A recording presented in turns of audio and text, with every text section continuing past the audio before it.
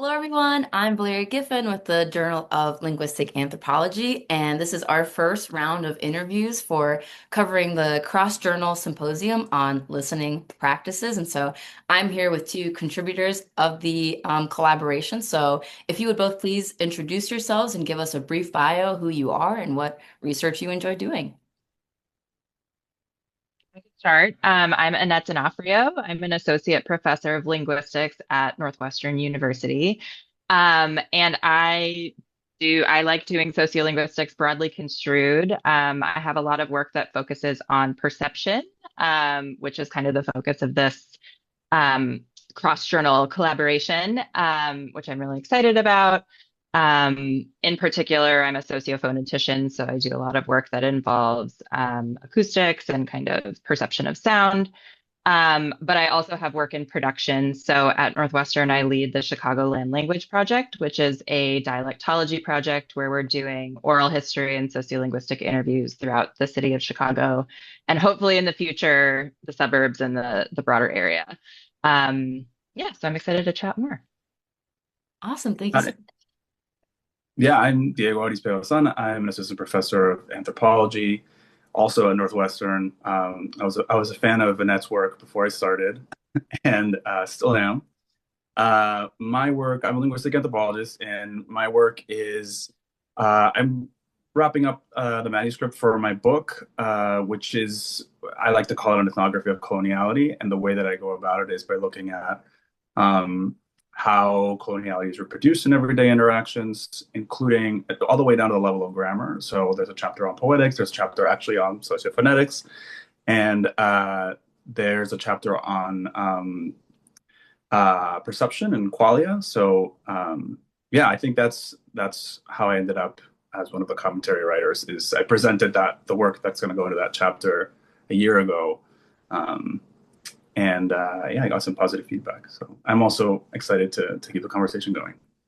Awesome. Thank you both so much. And one of the reasons I love asking this question is kind of when people give their bios, I'm starting to get the bigger picture. When I've read your work, I'm kind of like, oh, I can see where, the interest comes from and getting that, story. So thank you both so much. So we can kind of dive further into the actual collaboration between journals. Before we get into the meat of it though, just taking into consideration, a public audience, people who maybe have not encountered this sort of terminology before. Would you both be able to give sort of like definitions of certain concepts you think would be important for people to understand things like the listening subject, maybe personae, anything you think might be important for someone encountering this for the first time? Yeah, that's a tough question because I think even within academia, these labels or concepts are maybe contested or referred to differently.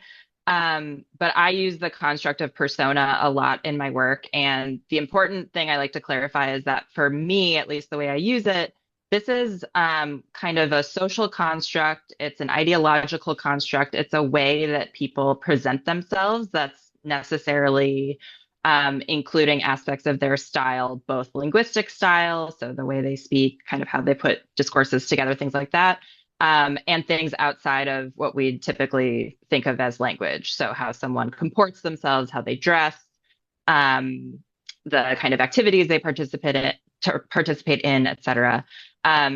And so I'm interested in the way that persona is kind of a social construct that people can latch onto and use when they're presenting themselves in a certain way, but it's not meant to stand in for an identity like someone's own selfhood. It's much more of a kind of, generalized, almost caricature concept that people can kind of go in and out of. And it's also not meant to classify someone in terms of a more kind of macro level category, although it's connected to those things. So it's really the examples I like to give, a lot in my work are like a valley girl or a surfer, um, or in this case, like the K-pop star kind of persona. There are things that we can, activate very quickly if we're familiar with these personas, and then there's kind of linguistic associations with those. So that's how I would kind of define it generally.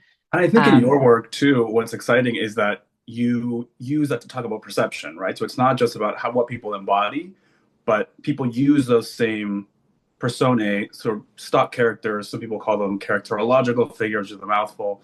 Uh, but people use those stock characters in their mind to then perceive the world around them, right? And to understand who the person they're interacting with is. And I always ask my students when I teach the intro to the big lecture class, Intro to Linguistic Anthropology, I explain what it is, and I always learn new ones. So I remember a few years ago there was this thing called the Visco girl, which I had no idea what that was, and I still don't really remember what it was. But my undergrads all knew what that was, and they were like, "Oh yeah, that sounds right." Um, or there's this great example. Bo Burnham, the comedian, had this song called it's like a white woman's Instagram. And so that's a characterology. That's a social persona right there. And so he goes through this list in the song of the A kinds of things Karen. like a white woman would have.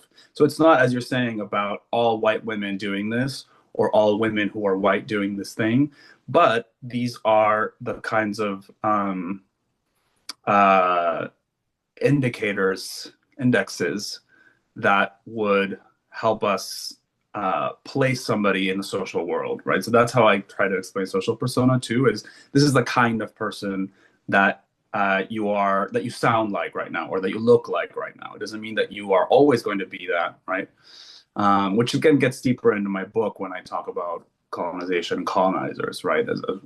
Anyway, we can talk about that later. But I'm just really in the thick of it right now with the book. But yeah, social persona are kinds of people that we imagine exist in the world. They're the kinds of people that populate the world around us, and they help us make sense of the world, right? And I always tell students the difference between a stereotype and a social persona is that the stereotype always has a negative value to it, and it appears to be more transcendental. When we talk about social persona, it's value neutral, in as much as that is possible, and it relates to other. For example, it helps us understand other social personae, right? So if we think about the white woman on Instagram, it helps us understand the Visco girl, right? Which again, I'm not entirely sure what that is, but All or I the know is K-pop it's not star, relevant anymore because I also have used that right? in my classes, and it moves so quickly that you have to Yeah, update all your persona stuff. yeah, yeah. Yeah, So anyway, but yeah, sorry. those are some ways to think about social personae. No, those are really helpful thoughts. And I'm glad you brought up sort of the difference between personae and stereotype, because I do feel like if people hear like the whole Valley Girl thing, that there's an image in your mind or the Karen, and there's certain negative connotations. But I think too, it's important what you guys were saying, where like it almost seems like there's like follow trends a little bit. Like the Visco girl, I remember that was a huge trend. And then Dr. D'Onofrio, you were saying like, well, I bring that up, but it's not really relevant anymore. So it seems to be something that can continuously shift over time. And then that kind of gets into what you talk about in your article and what you talked about in your commentary, where it's kind of like ever evolving. So while we're in the thick of things now, Dr. D'Onofrio, maybe you could give us a brief summary of the article that was submitted to the collaboration. Yeah, absolutely. So this was work that I did actually 6 years ago now. Area of my work touches on kind of more speech perception, phonetics, and they have very different kind of conceptions of listeners and perception and things like this. So the work that I did was kind of it had been in kind of the social psychology, speech perception world, where there was this observation that assumptions that you are given or that you make about a person before you've even heard them speak can influence the way that you perceive their language. And this can happen at like a really, really small level, like which vowel you think you heard, or at a really broad level, like do you understand what the person's saying, just comprehension. So a really classic example in this area, and stop me if I'm droning on too long, but a classic example is from Rubin and colleagues from the 90s. They were essentially looking at the contrast between giving American English listeners a white face versus a what they refer to as an Asian face, and pairing, one group would get the white face, one group would get the Asian face, and they would pair that photograph or video with speech. So the same speech in both contexts. One group would see this picture, but they would hear, and in both cases, it was a first language speaker of American English. And what they found was the exact same speech, this L1 American English, was perceived differently. It was evaluated differently depending on the face that was seen. And in some cases, it was actually remembered or comprehended differently. If you know anything about racialized stereotypes in the US, you could maybe guess that for the white face, the speech was rated as less accented. And more comprehensible. In some cases, it was information from the speech itself was retained better as compared to folks that saw the Asian face. So this is kind of a replicated, especially the evaluations piece where you're hearing the same speech as accented more often if it's paired with someone who is read racially as Asian. That's been replicated over and over again. It's the basis of a lot of perception work that's essentially showing and that we know from a lot of evidence now that these kind of assumptions or social information about a person can shape perception. So as a person who's, engaged in this work, really interested in the intersections of that kind of observation with insights about the listening subject and ideologies and the way that that mediates the listening or the act of listening or perceiving. I was interested in what the kind of social content could be of that information that can shape linguistic perception. And in particular, I think the way that it was always described in the past literature was it's about race, right? So this racialized difference between white and Asian is what causes this perception difference. But the examples that were given were always like one picture.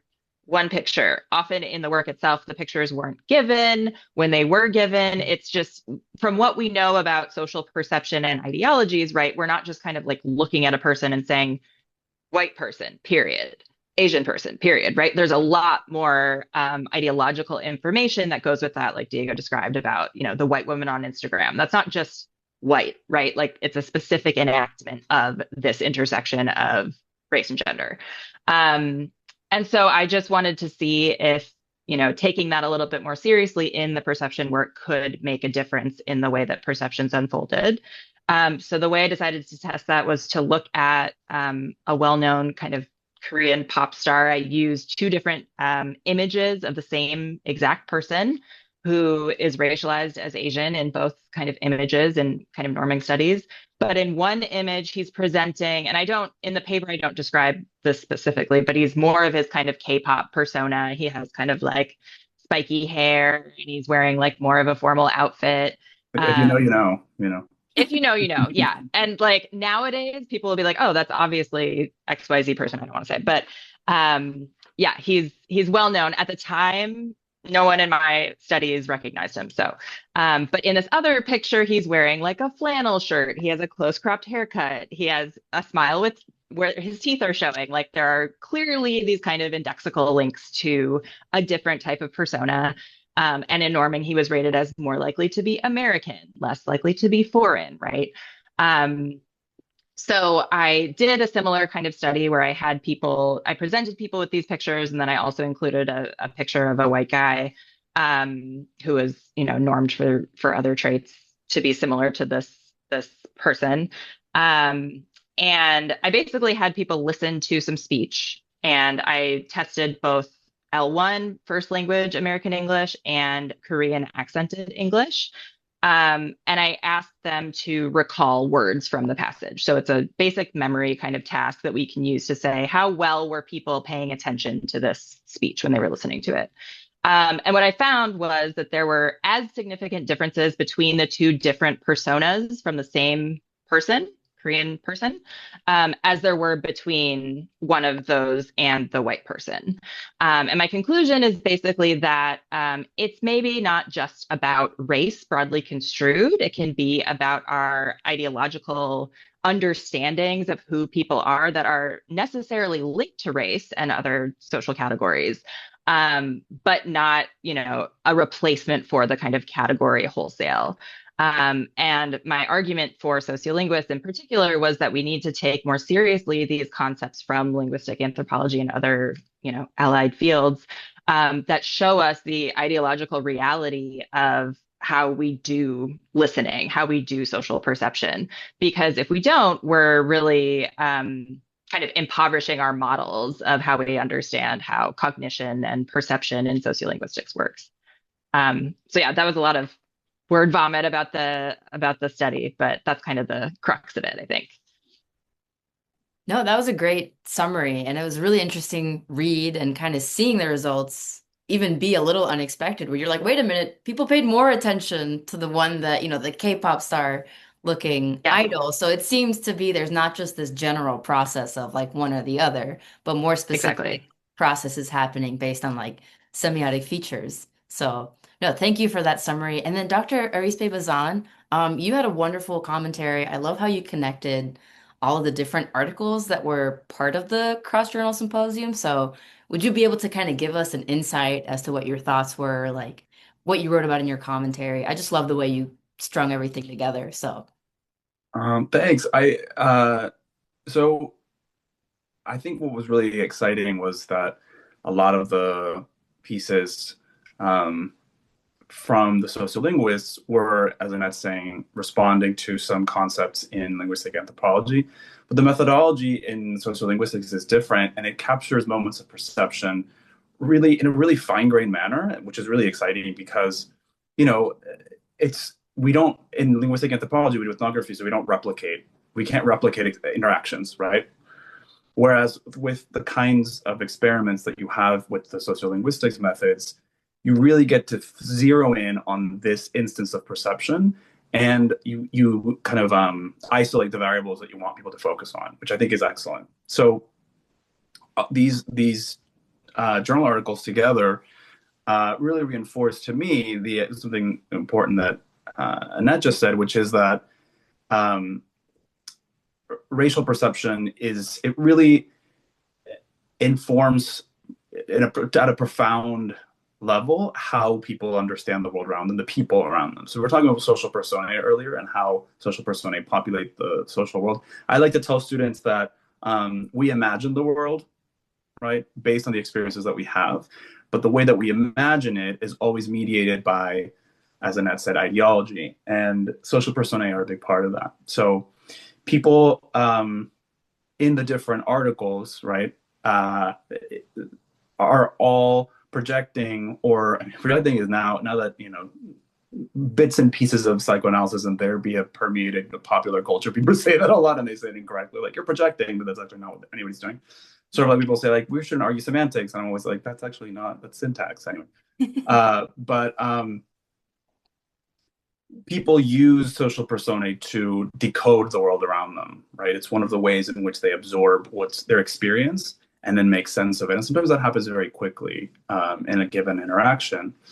Um, and so what I was trying to do with my commentary is I was basing it off of Miyako Inoue's crucial piece on the listening subject, right? Which is uh, it identifies that there is a kind of, as much as there's a kind of person who can be perceived as speaking, the speaker, as we were saying earlier, performs a social persona, presents a social persona, embodies a social persona. Miyako Inoue says the listener is also listening in a particular mode, and so people after that have taken that on, right, from people in the special issue, Angela Reyes, Crystal Smalls, but also more recently people like Xochitl Marceli Vargas. So the mode of listening, the moment of listening, is also mediated through our imagination of the social world. Again, what Miyako Inoue calls the listening subject. And then she goes further and she says there's something that comes to define how we listen, defines that listening subject, as much as we talk about ideology and cultural processes defining the social persona of the speaker. The same is true of the listener, right? And so in her article, she's talking about male elite Japanese academics at the turn of the century as the listeners that then construe young women in a particular way, in the language that the young women speak in a particular way. And she explains this is actually about the political economy of the Japanese, the changing Japanese nation, the industrializing Japanese nation, the changes in the government format, relationships with the emperor, relationships with gender, the kind of forced opening of Japan at the end of the 1800s. And she says it's all of these things. It's the political economy, certainly. It's the history, this kind of crux when Japan is shifting from one regime to another. But it is also, she adds, this is what was exciting to me, she brings in psychoanalysis, and she says there is something else here that is ideologically informed, because the mind is not separate from culture, right? But she says we have to understand how these people perceive, how these listening subjects act, enact their listening practices um, through a study of psychic processes. And I think what was exciting to me about that was that, as Annette pointed out, what we study really is behavior, right? So both anthropologists, linguistic anthropologists and sociolinguists study behavior. So what people say, or what people hear, how they react to what people say, right? And what I've been thinking about recently, and I'm going to write about this more once I'm done with my book, is that there's something about internal processes that are informed by culture. So things like what Miyako Inoue calls the petit object that comes from Lacan. So this focus of design. This is actually a really complicated concept, but it took me a while to understand what it was. But basically what I wanted to say in my commentary was that there are internal processes informed by cultural processes that we have to attend to, and Miyako Inoue really invites that. And some of the articles do that as well, following Inoue's kind of call in that article. But we haven't seen that as much, I think, in either field, sociolinguistics or linguistic anthropology, where we try to think about how can we talk about internal processes, cognition, as influenced by political economy, history, and the anxieties that particular moments in history and political economy induce in people, right? And I think we tend to pathologize, like, oh, it's just anxiety. Again, this is therapy talk permeating popular culture, right? But it's very negative, and it seems to be saying, oh, you're not seeing things right because you're so anxious, or you're not understanding what I'm saying because you're so anxious. Like, it's your problem. You have a problem, right? But I think what Inoue is saying, I mean, Inoue is calling them out, these male academics, but I think what she's also pointing to is the fact that perception is not, there's not a norm, and psychologists will tell you this, I think, on day one, is perception is not universal, right? We're not all going to perceive it. There's that old experiment that I also bring into my class, like that we both sort of do a little bit of psychology. Into my classes, my big lecture class, my intro class, I say, think of a table. We're not all going to think of the same table, right? So perception is not structured equally or homogeneously across an entire population.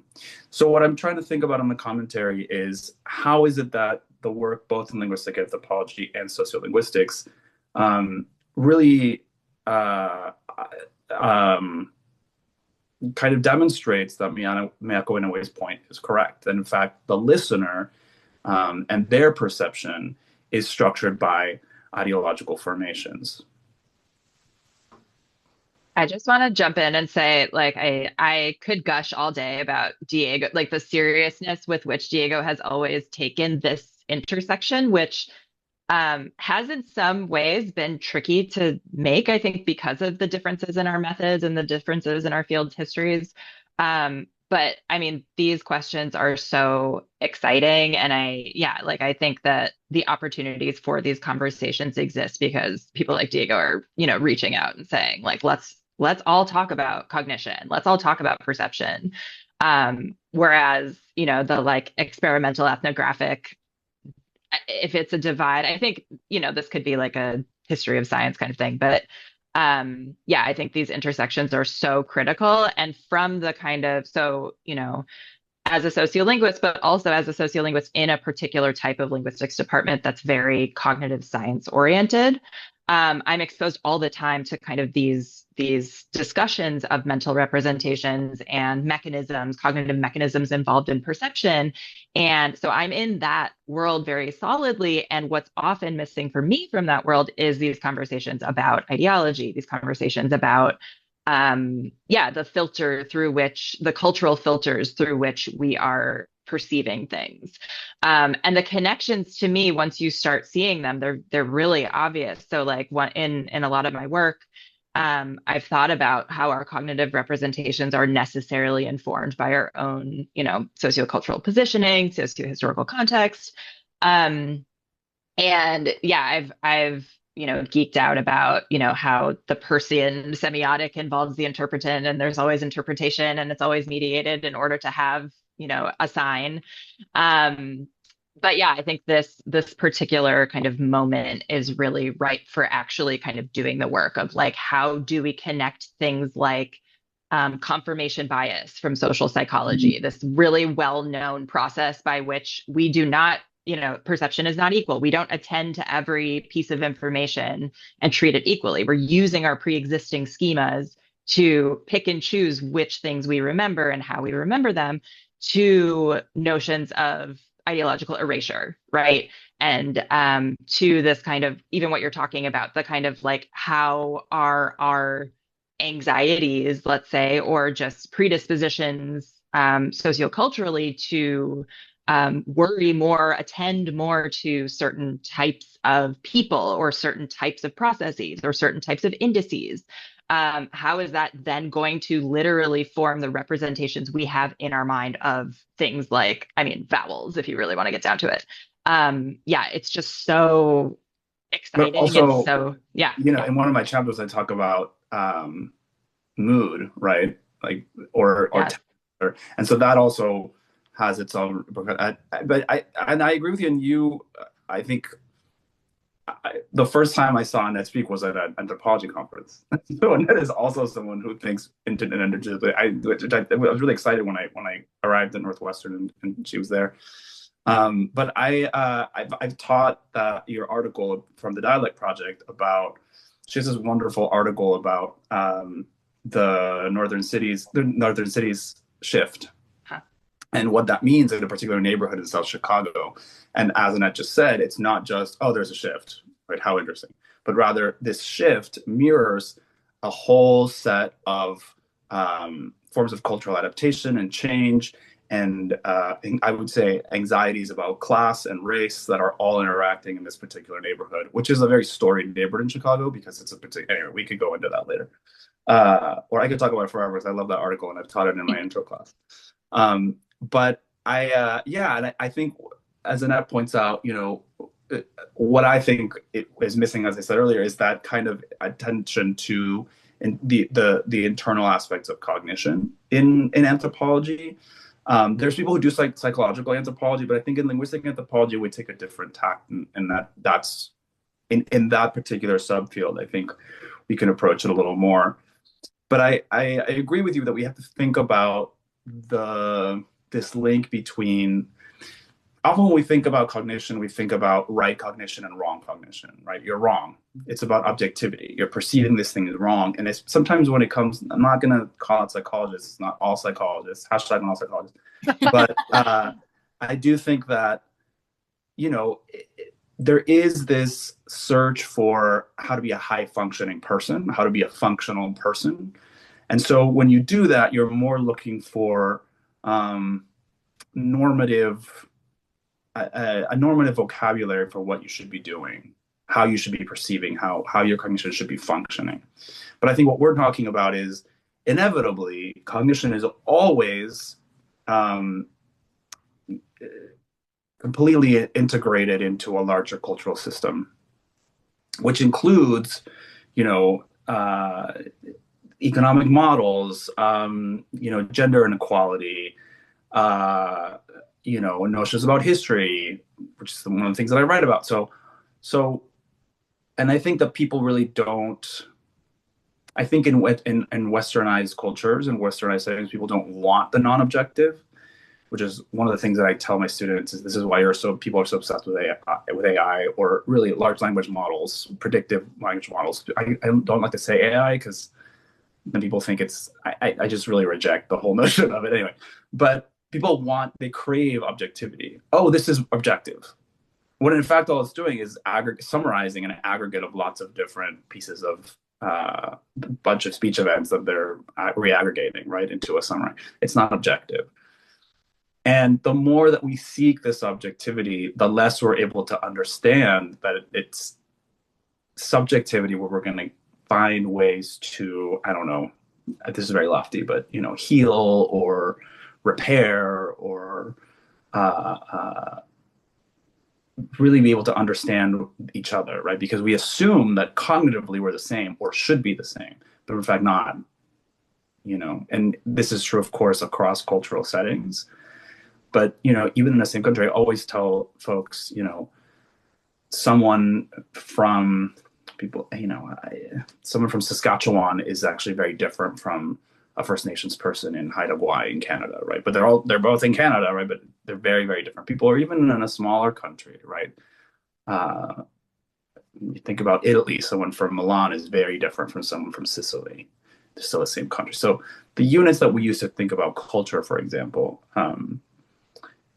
are always about homogenizing because it's easier. Um, but in fact, we have to attend to the subjective, which again is something Miyako Inoue says, right? If these guys, these dudes, had accepted that their position was subjective and informed by economic anxiety, political anxiety, um, changing times, or the millennial visions that they had of the coming end of the next century, then maybe they would have had a different ability to listen. Right? They were listening entirely from their position as male subjects in a particular class position in a particular moment in time. So if we could all kind of do that, we could suddenly realize, oh, maybe I'm not crazy, or that person's not crazy. In fact, we're all filtering through these different modes of listening. I Absolutely. love that. Sorry.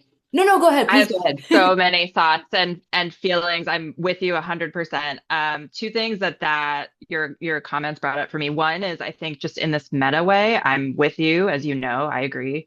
I also agree that this is what it will take to, um, actually get people connecting to each other's experiences outside of living the exact same experiences, which is never going to happen. Mm-hmm. But I think even in a meta sense, and speaking from, the field, the subfield that I'm coming from, and why I think this kind of cross collaboration is so exciting and important, there's been a real kind of historical resistance to notions of subjectivity within Mm-hmm. the cognitive sciences. And I think linguistics as a field has struggled with this as it tried to establish itself historically as a scientific field with quantifiable, with measurable behaviors, and that's all related to, you know, money, power, et cetera, status within universities and things like that. And obviously, anthropology has its own history.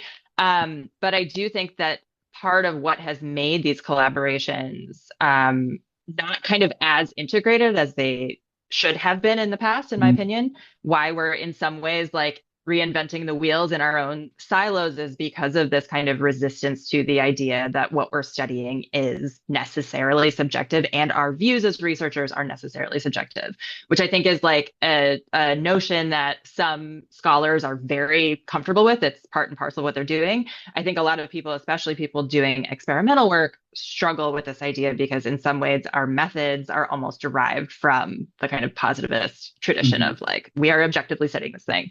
So I think that there has historically been this resistance to, if we accept that idea in our theories, we have to accept it in our practices as a field. Mm-hmm. And what does that mean for us and how seriously we're going to be taken and are we going to be funded? So that's kind of my like meta, I mean, commentary no, about. but you're so right. And I feel like anthropology, when it had this shift in the late 80s into embracing the kind of subjectivity, that's when we lost all authority. But of course, before that, people were saying really racist things. I mean, people still are saying really racist things for Yeah, anthropology, but less so, I would yeah, say. yeah. Um, but yeah, no, I completely agree. And I think that the latest thing for me is there's been a lot of kind of panels at conferences stuff about evidence and how we can talk about, well, we do know certain things even though we have embraced subjectivity. And what I really like, I think this is why, well, there are many reasons, but one of the reasons I was really drawn to linguistic anthropology as a subfield is that it does use empirical methods.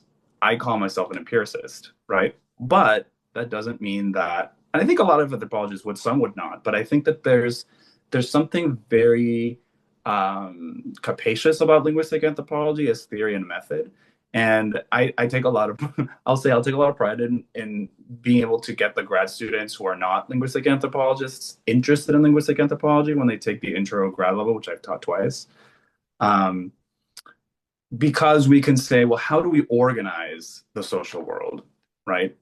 Given what is being perceived. And you can see that multiple people perceive things differently, but there's, what linguistic anthropologists call partial congruency. There's enough partial congruency that we experience certain things similarly enough, like language, for example, right?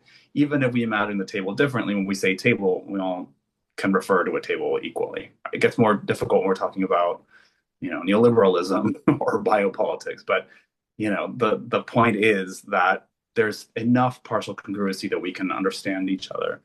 Um, so I think striking that balance between saying, yes, experiences are subjective and we have to understand them as cultural effects within a larger cultural process. We can also say, um, you can approach this empirically. There is enough partial congruency that we can say this is a social phenomenon that's taking place. And we can think about the social phenomenon from a theoretical standpoint, but always grounding it in empirical evidence. And I think that's also what's exciting about all of the sociolinguists in the special issue, right? Because that's what they're doing. And again, from a different method, but I think it's a converging project, and I find that really exciting. I mean, we're so demotivated from working, in groups in the academy. We have to publish our own stuff, and we have to be famous alone, and we have to publish to get tenure. And I'm hoping that if and when I get tenure, that I can do a lot more collaborative work. I do a lot of collaborative work already, not so much in publishing, but we had our study group, Annette and I and our students for a moment, and hopefully we'll be able to bring that back. Um, Yeah, I'm counting down the days till you get tenure, so then we can just we start can do that. co-authoring stuff.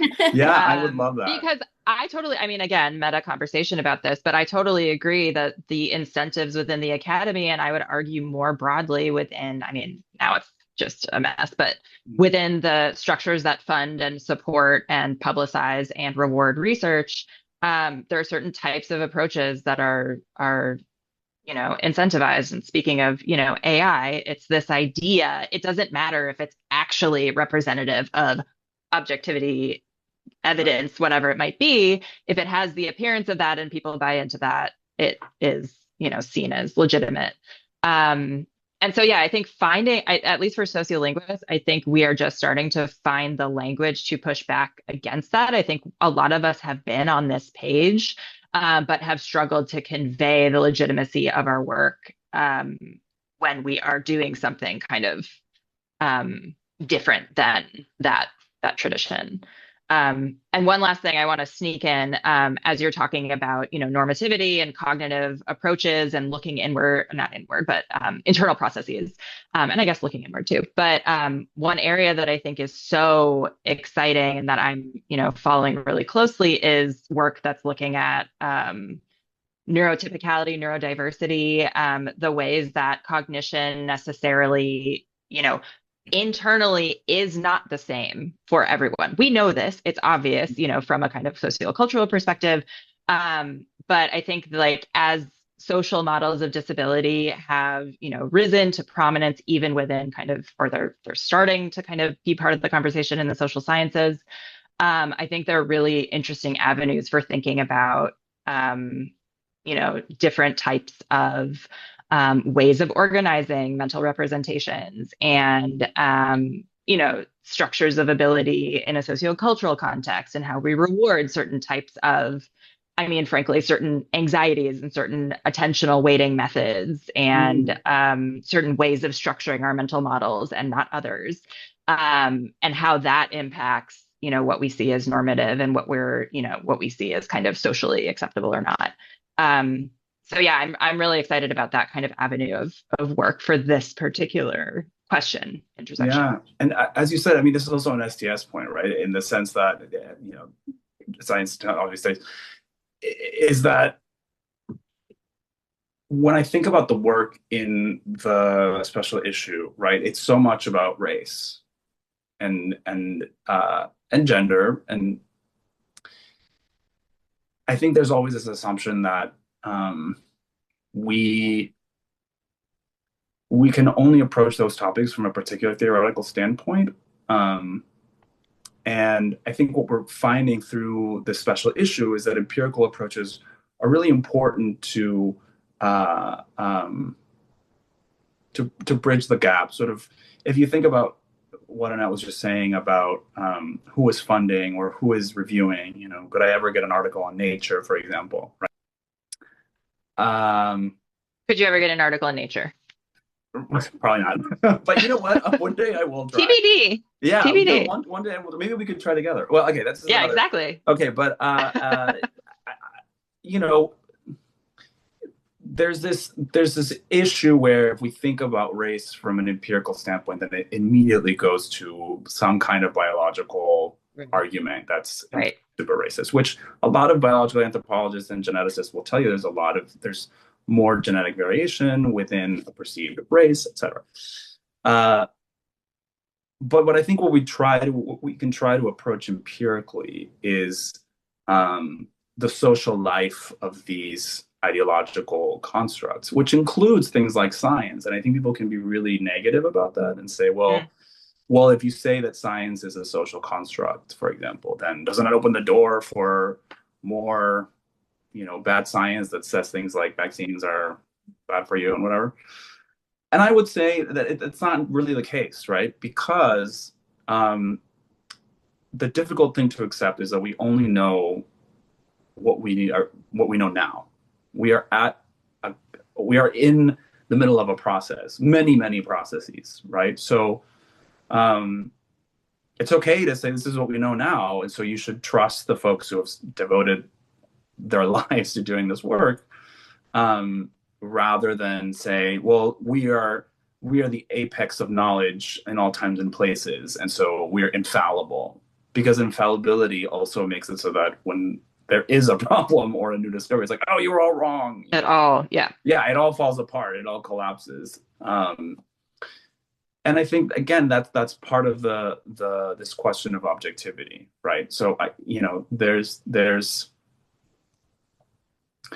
there's a need to say we have evidence for this social phenomenon, racism, for example, at the level of cognition. We have that. That's what a lot of this special issue is about, right? So then what's exciting about that, it's sad and difficult, we already know that just from experiencing the world, is how do we move forward from that, right? How do we generate forms of knowledge? And again, this isn't me being lofty, but some kind of solution. I like to think very practically. I mean, I'm finishing a book that's very theoretical in many ways, but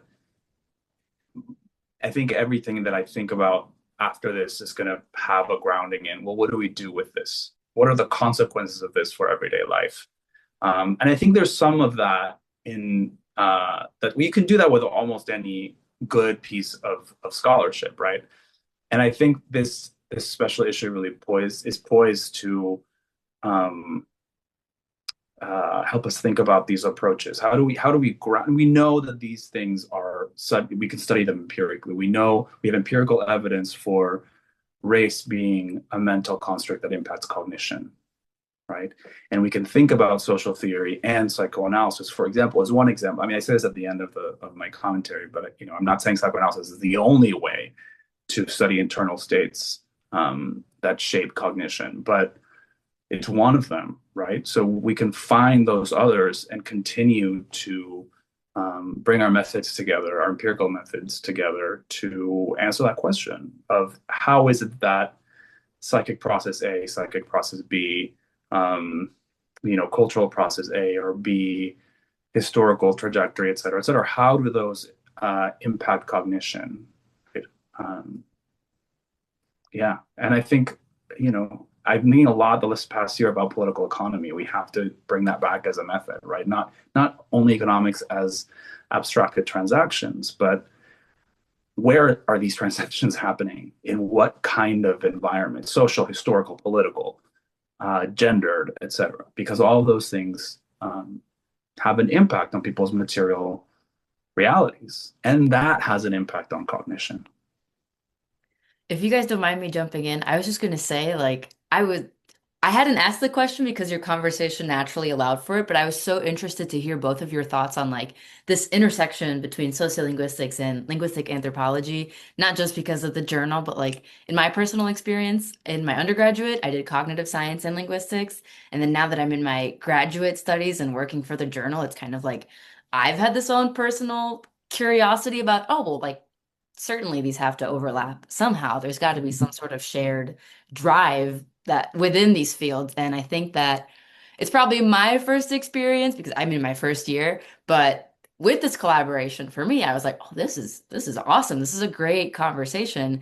And as you've both kind of shared, right there, you're probably like, we should do this more. So I just wanted to invite you both maybe for like closing thoughts, like what do you guys think, for future collaborations? Do you think there's more space between the fields to kind of merge together in the way that they have for the journal symposium? Yeah, absolutely. I mean, at least, I've experienced, and I went to a graduate institution that had a very clear kind of connection between, my advisor was Penny Eckert, and she's good friends with Miyako Inoue. Like, I think there existed this kind of symbiosis. I don't know. But whether or not it always comes out in practice is a different question. And I do think that, this is a really nice time where the kind of boundaries between fields are being kind of pushed on and questioned. And um, they are relevant. I mean, the fact of the matter is they are relevant to these incentive structures that Diego was talking about in terms of like, you know, if you're in a linguistics department, you have to do linguistics, meaning you get published in certain linguistics places. Like, I think there are ways that because of the institutional structures we're in, we end up more siloed than we maybe would want to be. But I think as we start to see these opportunities, I mean, even like the idea of having a cross journal collaboration, right, is genius for allowing for, you can do linguistic anthropology or so, you can have it in the journal that is labeled the thing while still necessarily engaging with the exact same ideas. So I think just being creative about the ways that we can, use these types of or incentivize these types of collaborations, is the way. Yeah. And I think, just individual scholars who are committed to that. There have never been more, in my opinion. So I'm excited about the future. Yeah, I would say that, yeah, me too. I agree with everything Annette said.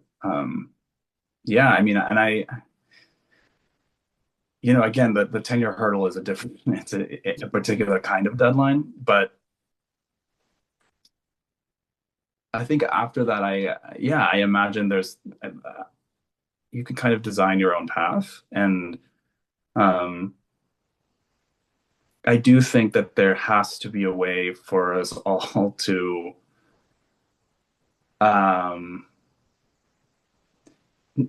be neither too humble or like, well, I don't really know anything about this topic, or no one's going to really listen to me, or who cares about this, but also not be the old school, academic from the 40s, 85% male and white American and British, et cetera, and say, oh, we know everything and we're the definitive. I think there has to be a good middle ground. Keeping. Yes, and I think we're figuring that out. Some people are still stuck in one model or the other, and I think we have to build a community of scholars that is able to find that middle ground. Mhm. I think a lot of folks have found it, but then they feel really isolated, like I'm the only one in this area doing this or this field. And I think the more that builds, the better. And finding it across fields is really important. I think sharing methods is not, sorry, sharing methods in the sense of not having the same methods, but collaborating is really important. I'm more interested in that than histories of fields. I think for different reasons, which we've already talked about, students have to be educated in a field and we have to be published in journals for a field. But I think of our larger project as how do we understand what makes, for example, the racializing the effects of racialization on cognition possible, then I think it has to be a wider conversation across multiple fields.